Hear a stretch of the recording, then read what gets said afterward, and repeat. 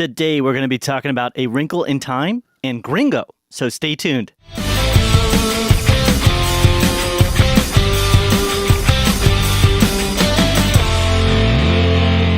Welcome to The Real Review, sponsored by Parametric and Lazy Ape Studios, where you get some of the latest happenings, real thoughts, and perspectives in the world of film and television.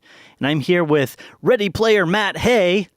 Really? Yeah. Okay, that's cool. Are you excited for that one? I am excited for that one. Okay. Mainly, I wasn't as excited, but then what I'm hearing from South by Southwest, I am excited. I was like on the fence because we talked a little bit about this. I think I read the book, and I wasn't a huge fan of the book. Okay. I thought it was really cool. So, like, there's some listeners out there probably like, "What are you talking about? Best book ever!" I thought the referential treatment to like 80s and stuff was really cool. I just felt like it lacked a bit when it came to like the character development side of things. Okay. Kind of just like all the characters reach like a certain point, and then just kind of like that's it. Yeah. But I have a lot of faith in Steven Spielberg, at least to make a decent film. I heard this is his, like, almost like a return to blockbuster form. Yeah. Well, and then I saw the trailer, Con, and I was like, oh my gosh. But then I see more and more stuff coming out, and I got a little confused and a little like scared because it looks like we're totally getting sidetracked here. Every single item that he added was like from his films. And I was like, is he just making this all about like Steven Spielberg? Well, he does stuff? kind of have a good chunk of the 80s I know. are for him. Yeah, I get it. I was just a little concerned that because there were some really cool like tie-ins from different, projects and shows and stuff from the 80s and 90s. And I was just really concerned that they had sacrificed what they could have available because of Spielberg versus what was like fitting and best. Right. But that's good to hear. What they own copyrights to. Correct. Right. Yeah. So, but I will say we're talking about Ready Player One for those people who aren't aware. Exactly. And we heard good things for A Quiet Place. A Quiet Place, which I am over the moon about. I'm so excited about A Quiet Place. So who am I today? Everybody, I am here with Joel, a wrinkle Cunningham. I ironed though, Matt. A little bit, not really. It's all good. This is a ironing's really, overrated. Those on the vidcast, it is overrated. I buy shirts that don't need to be ironed because I hate ironing, so that's kind of a thing. Well, you should hang out with Jeremy Irons. Hey, there it is. Anyway, welcome to The Real Review. This is where me and Matt basically just sit here and talk about nonsense. Yes. This is where we talk about films we had a chance to see, give you our perspectives, our thoughts, our reviews. Matt's a bit more of a kind of a fan type perspective, more like the fun and the enjoyable and the emotions that kind of go with that. Yes. And I tend to be more of like the stickler, the critic, the hard-nosed kind of like uptight guy. We can put it that way in those terms. So we put those together to give you what we think is a real thought and a real perspective. Unbiased, impartial. We're not paid nearly enough for this. So, or anything at this point. So, exactly. Sponsors, LaCroix. No, I'm just kidding. All right, Matt, and why don't you give our listeners some ways to get connected? Yeah, definitely. Y'all can get connected with us over at realreviewmedia.com, which will actually branch you out and connect you with everything. Our social media platforms, Facebook, Instagram, Twitter, at Real Review Media. Again, that's real spelled R-E-E-L. Email us, realreviewmedia@gmail.com. Let us know your thoughts on the movies that we're talking about, or if there's something specific, maybe like a Hulu or a Prime or a Netflix film that debuted and you want us to check that out or something. Maybe we haven't had a chance to talk about it. Let us know. And that'd be a great place to do. Also, youtube.com/The Real Review, where you're watching this video if you're watching this video. So that's what's up, and that's how you watching can reach us. Our beautiful, at least Matt's beautiful visage. Visage? I don't think that's Is that the right word? Visage, I think it's a word. Visage? Visage. Maybe that's how you pronounce it. Visage. No worries. So we're going to get right into it. We're going to start off with your film that you had a chance to see, and then we'll get into mine. So, Matt, you got to see A Wrinkle in Time. I did. I got to see A Wrinkle in Time. Let me give you the breakdown. After the disappearance of her scientist father, 3 peculiar beings send Meg, her brother, and her friend to space in order to find him. It's directed by Ava DuVernay, written by Jennifer Lee, Jeff Stockwell. Stars Storm Reed, Oprah Winfrey, Reese Witherspoon, Mindy Kaling, Levi Miller, Derek McCabe, Chris Pine, Gugu Mbatha Raw, Zach Galifianakis, Michael Pena. Lots of folks. Yes. That's funny. I'm just before you even get into it, whoever writes the summaries, sometimes they nail them. Sometimes it's like, how could I describe these people? They're peculiar. Or like, or like a conflict happens when a friend meets another person. Yeah, it's like the most generic. Yeah. Anyway, what are your thoughts? Anyways, general thoughts. I felt so meh by this movie. Oh, man. So meh. And I went in with really low expectations, Yeah. and I still felt meh. Yeah. Let's start with the positives. Because I'm a positive person, I like to be on the more positive side, if possible, if given the chance. Good way of looking at it. I should start with the negatives from now on, and you should start with the right. positives. Maybe we could do that. Yeah. But the positives, the acting overall was really good, but where it stands out most is the interaction between the main family, which is Chris Pine, Gugu Mbatha-Raw, Storm Reed's characters, and how they all interconnect, and how they act. It felt very real. All my favorite parts of the movie were not in the other dimensions or whatever you call it. It was all the real world Earth stuff. That's probably, if you can say it shined, that's where it shined. Okay. Or it shone, whatever. Gotcha. And that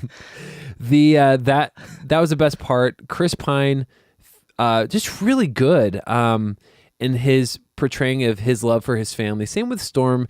She was a little hit or miss sometimes. Like there's a little bit of like wavering, and like she wasn't showing like a very full range of emotion. She did good like when it was like those really heavy emotional like sad moments, but like anytime there was something surprising, she didn't seem very surprised. Did she bust out mutant powers? Right.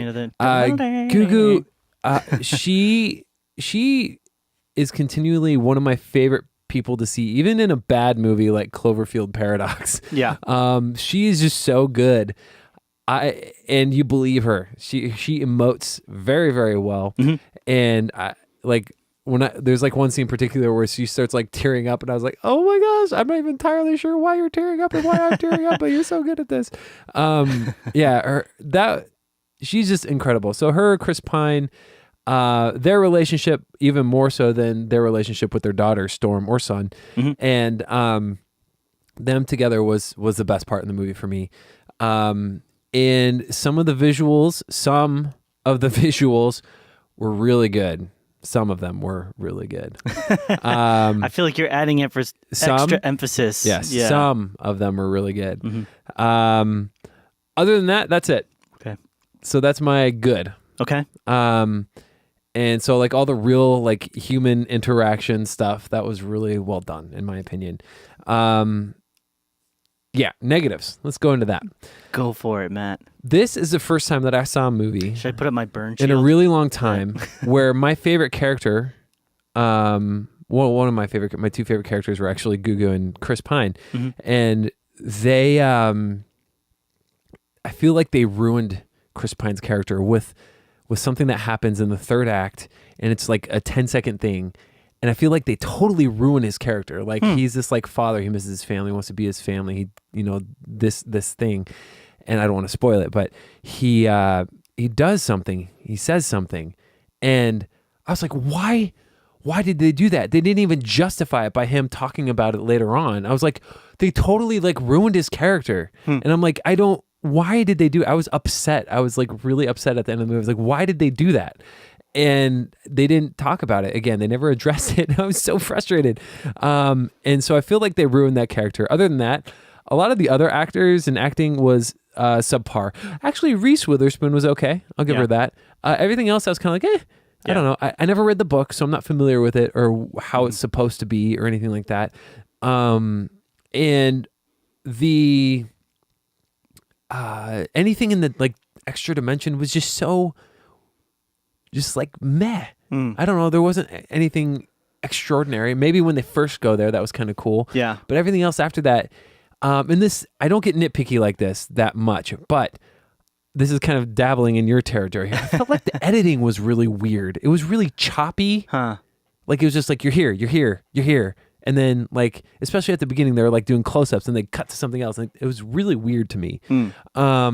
I can't describe it. It may not even been the editing. Maybe it's just the way they wanted to.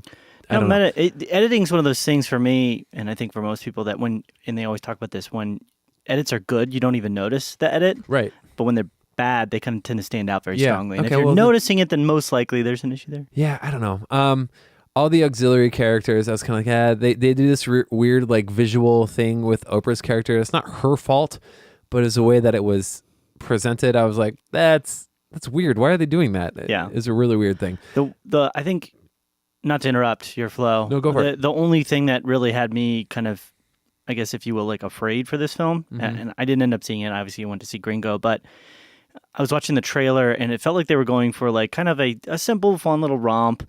And then it was like about halfway to like 3/4 of the way through the trailer, and then this like epic music started up, and it felt like they were trying to turn into this like really big, like, I don't know, like Chronicles of Narnia, or like Lord of the Rings style, like battle thing. Like it was dun dun dun dun, and then like I saw like flowers running, and I was like, it felt very discordant. It felt like they didn't really know what tone they were kind of going for with the film. Yeah, it's for kids. Okay. More so than anything. However, there are scenes that are pretty intense that I'd probably wouldn't take my 6-year-old to see it. You know, although so the one thing I do understand the message behind it. A lot of it has to do with embracing yourself, being positive and kind, and like things like that. Putting out positive energy.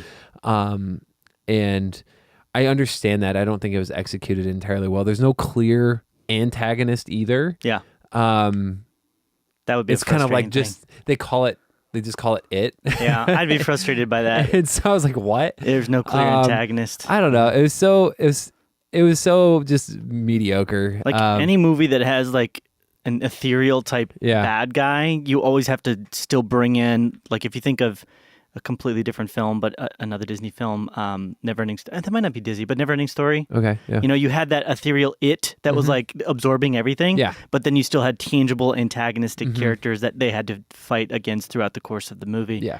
So that would really frustrate me most likely if it's like, there's a thing and it's doing bad stuff. Right. And, yeah. And so it was very vague in that sense. Anyways, I was okay. I mean, I would have. It's definitely more in the not as good of a movie spectrum for me. Let me ask, this is one of the things that looked really cool though was the production design. I mean, how do you feel like they did with all of that? Art style and, you know, setting, costumes. Some of it was cool. The costumes don't really pertain that much because you're just talking about these three beings that are non-people, and they are the only ones that had costumes. Gotcha. Basically. Okay. Okay, so there was one moment that I really, probably my favorite moment, is they go to this place, this undisclosed, well, it is disclosed, but I don't want to ruin it. They go to this place, and it changes, and it's basically like really, really weird things. The people there are interacting with you in a really weird way, like kind of a weird, like Stepford Wives, like weird, like interaction with like people kind of. And I kind of thought like a little bit of like Get Out, a little bit like the way that people were interacting, and that part to me got really, really bizarre for a second. I kind of enjoyed that. Yeah, I was like, oh, this is weird. This is really interesting, because before then it wasn't interesting to me. Gotcha. I was just like, oh my gosh, okay. And I really enjoyed that part.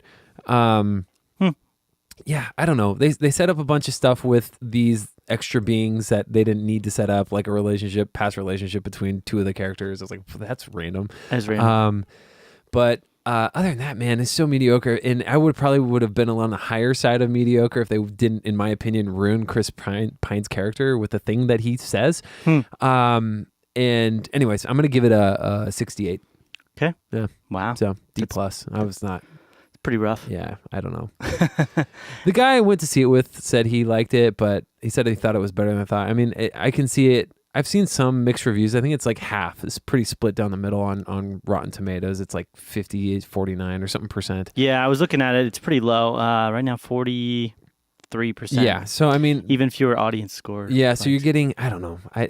I don't, and I like Ava DuVernay. I mean, she's very talented in what she does, and I just didn't think this one was a good one for her. Yeah, I don't think anybody's had issues with the casting. I think a lot of it really just has to do with the story, and the way that it's kind of fallen so flat and it's just kind of like meh. Pointless. But sorry guys. Sorry if you were really excited for A Wrinkle in Time. I didn't enjoy it that much, but yeah. Anyway, that's me. So what you got? All right, well, I'm going to talk about what I had a chance to see, which was a film called Gringo. Gringo, a dark comedy mixed with white-knuckle action and dramatic intrigue, explores the battle of survival for businessman Harold Soyinka, played by David Oyelowo. Yeah,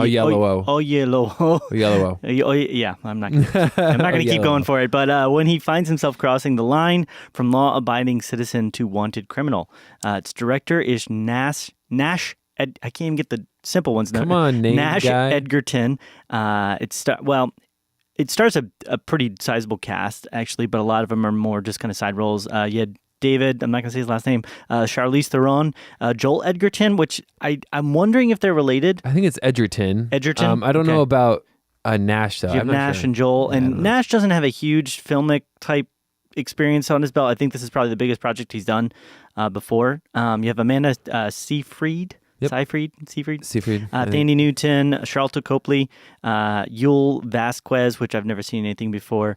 That's pretty much it, I would say. The biggest ones, biggest ones there are David, Charlize, Joel, and Charlton. Actually, Thandie's pretty significant as well there. She plays his wife, ex-wife in the story. I went into this one with not really any expectations. I think I had heard some stuff about it on some different reviews and things like that. It's not doing too well in regards to a lot of the reviews and the way that they're seeing it. I think Rotten Tomato has it pretty low. Yep, 39%. More viewers liked at 44%. But there was part of me was just thinking, just the way that they're advertising it, the way that they're pushing it, I just feel like they're probably expecting it to not be a great film. Sure. And I would say I was actually somewhat positively surprised by the film. So the film itself, you've got this character kind of like, it's almost a fish out of water story. Okay. So David in the film, he plays a character named Harold. He's kind of this like down on his luck. I mean, he's not down on his luck yet, but he's kind of like this mamby-pamby, guy that gets pushed around by everybody that's around him. His wife kind of just doing whatever. His boss who helped him get this job, which is a really nice job, kind of pushes him around. He's kind of, if you sort of picture it like, a sheep in a wolf den or something like that. Yeah. And everybody just kind of abuses him and takes advantage of him. And so it sort of tells a story of him kind of like slowly breaking. Okay. Gotcha. And going further and further. But it's a more detailed synopsis. Yeah. And I think the idea that it's a dark comedy is maybe pushing it a little far. I think I laughed maybe 3 times throughout the film. But and it wasn't like it was because there wasn't enough jokes, but there wasn't really a lot of, it wasn't because the jokes weren't funny. It was really because more of the jokes weren't really in the film. There was like most of the film was more about the relationship that Harold has and the experience that he goes on as he's kind of like going down this horrible bunny trail of trying to like get money and get back at people and things like that. And so it's like that was more the plot than it was really a setup for dark comedy. Okay. Gotcha. The comedic moments were more of kind of like the fish out of water type stuff. He in this film, and I think in real life as well, is from Africa. I think he's from Nigeria. I'm not positive, but he's a very strong accent. And that's part of the film. He talks about like how he came over to America expecting to be successful and do big things. But he was told by his father, treat everybody with respect, treat everybody kindly, and good things are going to happen for you. And so it's kind of his mental breaking as he's kind of going through this, but not like in a dark way. It's not like, snapping. Right. There are moments where he kind of pointedly goes in a different direction. Okay. I like that when his character showed strong movement forward. I'm talking about things I like with the film. Okay.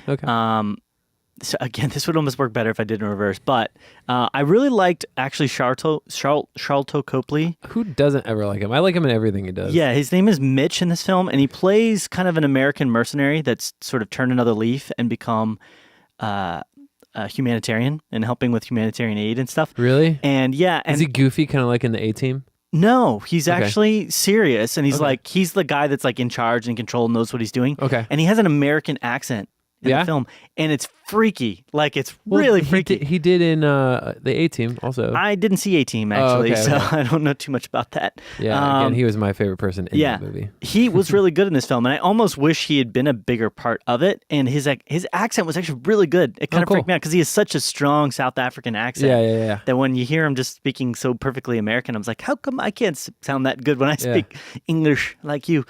So he did a really good job. Yeah, I think the thing that the film also set up really well was the antagonists. Okay. It was very clear, like, these are the bad guys, and they're doing bad things because they're just messed up people. I think that kind of then moves into a little bit more of the negative territory. Okay. it really felt like they were going a little too extreme with like, these guys are evil because evil and they want money and I want people to like me. So cartoon villainy. It was a bit one-dimensional in regard to where they were coming from with some of their craftiness and their meanness. I gotcha. And because of that, you didn't really get a sense of like, okay, that's realistic why they would want to treat Harold in this way or allow for this certain thing to happen. That's why Mitch, played by Charlton, why his character was so interesting to me in the film, because he had a very clear but like interesting kind of backstory. You know, he was this military guy that done a lot of crazy stuff, and then he's trying to be a humanitarian, and he's kind of torn between taking this choice where he would make a lot of money to help a lot of people, or taking another step and doing some, or saving somebody, basically. Okay. So it's like the one versus the many. And he has this really big, like about halfway through the film, maybe like close to the 3/4 way film, he has this like moment of like faith that he's like trying to work out. It's like funny because he's like talking, he just like goes into the Bible and he's like, but Judas and he's like talking with Harold, who's like, I believe a Christian in the film. And he's like, how am I supposed to make sense of this and that? And they have this like moment where they could like talk about it, and then it just like, that was actually one of the funnier parts. Oh, really? And that's funny. It was a little bit flagged, a lot of the moments in the film. I think that would be another really big negative for the film. You kind of saw everything coming. It made complete sense. It's like, okay, well, that character's going to do that. And their motivations were very, again, obvious. Predictable. And very flat. So the predictability, I think, being what it was, made it less intense. Okay. I think if it had been a little less predictable, that would have added to that sort of dark intrigue and that sort of like, what's going to happen? Is that person going to explode or blah? Not that it would dark explode, intrigue. Yeah, exactly. It would add to that dark intrigue a bit. And that would have been nice. I think that would have helped a lot with the script. Acting-wise, I think everybody did a good job with what they had. Yeah. Again, because their characters were so one-dimensional, it was kind of hard to see them beyond that. But it was fun, watching Charlize Theron be this like outrageously like. She's hard to explain. She plays basically this lady that works at Joel Edgerton's company, same place that Harold works. Harold. Does she have dreads? No, she doesn't, thankfully. And she's a bit of a similar thing to Joel Edgerton's character, who's David's boss in this, or Harold's boss.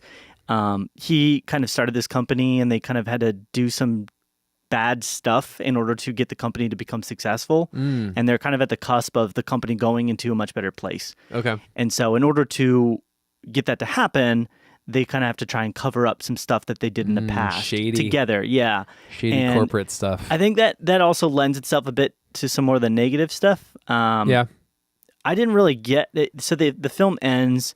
I'm not going to say specifically what happens, but the credits roll. The credits roll, right? And a couple of the characters, it kind of goes in very specific directions. Like you have very clear, like this character went that way, that character went that way. Like they give you all the information. And it made sense for most of the characters, kind of like what happened and why it happened to them. Yep. Except for one character. I don't know if I should say who it is. Probably not. Okay. But I didn't get it. It was like almost like the script was treating this character like they were a good person. But they're not? No, they were really awful. Yeah. Like pretty much everybody except for Harold and Amanda And then Seyfried. this terrible person eventually end up winning the lottery. Pretty much. Yeah. Well, not kind of. Like, they didn't get like, they got lucky, but it was a very like orchestrated kind of luck. Sure. And it was like, I was like, why are you treating this person like they're like a good person? Like they did some really bad stuff, and they kind of allowed, and like maybe they weren't as guilty as the other people, but they were right along board with pretty much everything that was happening there. Right. So that was a little odd. Yeah. But overall, I left it with a more positive experience. Yeah. You said you were telling me that you kind of feel maybe like you liked it more than what most people kind of give it credit for. Yeah. I don't know why it's getting as much hate. I think it is pretty like formulaic in some ways. It's what you've seen before. But it's a different kind of fish out of water story, because it's like a fish out of water that then gets thrown into a second pool, because he's in Mexico most of the film. Yeah. So it's like you have a Nigerian guy that goes to America that's being treated bad, that then gets thrown into Mexico. And it's like, and so there's some interesting aspects there. So I don't know why necessarily it's getting as much hate. What is it at? Right now it's at, I think I mentioned this, 39. 39, that's right. Yeah, that's right. and then 44% for audience score. What would you give it? So overall, I'm giving this one a C minus. Okay. I'm giving it like a 72 kind of Okay. range. So it's not, it's not great, but I didn't leave it getting mad. I think I was just kind of bored. I got mad, and I don't get mad easy. Yeah, Mine, so that's fine.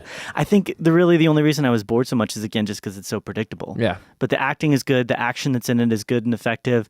Everything that happens for the most part, except for the very end, like I talked about, pretty much makes what happens at the end makes sense. Okay. But it just feels like they shouldn't have treated it like, oh, that's a positive thing. It's like, no, that's it doesn't. It's not consistent. Yeah. I gotcha. I gotcha. Yeah. That's cool. So that's it. Any thoughts? Questions? No, that I was just curious about it. I had seen some promotional stuff about it, and I didn't know anything about really the whole synopsis. So, you broke it down. I gotcha. This is one I would be really interested to hear some of our audience perspective on it. Okay.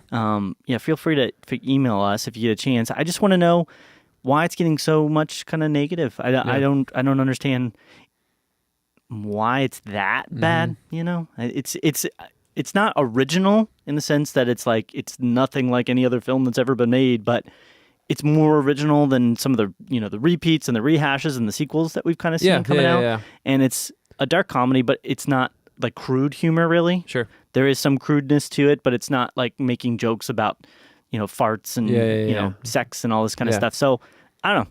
Yeah, I gotcha. Love okay. to hear it. Cool, man. So, cool. That kind of brings us into one thing I want to take a note because I was on Rotten Tomatoes here looking at the score for Gringo. Yeah. Then I noticed that there's a few early reviews for what some people had hoped to be the video game movie to break the curse of video game movies, which is Tomb Raider. Oh, dear. No. I don't think that one looks great to me. It's at 50%. Right now. It's only 10 people have reviewed it, but still, it usually doesn't fluctuate a ton. I was really hoping for more. I mean, it's Alicia Vikander, right? Yep. She's taken on some. I hope it's better than projects. Assassin's Creed because she's married to Michael Fassbender, right? I don't know. Or dating. They're together in some way, shape, or form. Know. Anyways, as long as it's better than that, because that movie was not good. Yeah. Because if you're familiar with the video game series, I haven't played it since I think like the second game or something like that, but like. They took it in a much more realistic direction. They tried to ground it and become much more of like a cinematic type game. Yeah. And I had heard that they were going to take that emphasis with the film and make it less cartoony. But then you start watching the trailers and it's like the same cartoony stuff we've seen. The first one I didn't like. The second trailer I liked, but it's all good. Yeah. Anyway, sorry, digress. No worries. I appreciate you bringing it up. This is where we talk about that kind of stuff. Yeah, man. So good stuff. Cool. So we're going to go ahead and sign off on the podcast. Again, some good ways to get connected to us. RealReviewMedia.com for our website. Our Facebook is Facebook.com/RealReviewMedia. We have our Instagram and our Twitter, which are both at RealReviewMedia. And then RealReviewMedia@gmail.com if you'd like to let us know your thoughts, your perspectives, especially for what we've talked about today. As I mentioned, Gringo, maybe on Tomb Raider or something like that. Maybe you're excited for Ready Player One. We'd love to hear your thoughts and perspectives there. And definitely check out our YouTube again, which is youtube.com/TheRealReview. There it is. Cool. All right. Anything else, Matt? No, that's it. All right. Well, it's been real. It's been real.